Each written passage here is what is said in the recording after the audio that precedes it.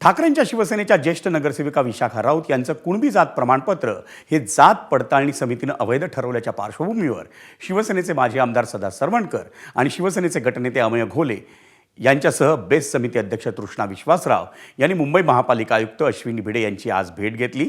याच मुद्द्यावर काल विशाखा राऊत यांच्यासह ठाकरेंच्या शिवसेनेच्या शिष्टमंडळानंही महापालिका आयुक्तांची भेट घेतली होती।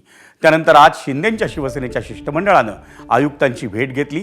या भेटीत महापालिका आयुक्तांना सगळी कागदपत्र देण्यात आल्याची माहिती मुंबई महापालिकेतील शिवसेनेचे गटनेते अमेय घोले यांनी दिली।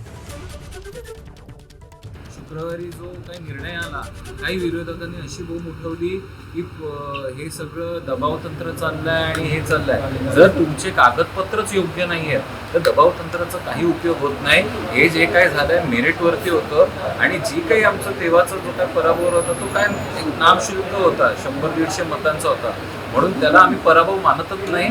आणि त्या निमित्ताने आज जी काही घटना घडली, जी आम्हाला कास्ट सर्टिफिकेटच्या बाबतीत जो निकाल आला तो अतिशय योग्य आहे आणि त्या बाबतीतनं आम्ही जी काही प्रोसिजर आहे आणि येत्या काही दिवसात त्याचं आम्ही ते यश आम्हाला मिळेल।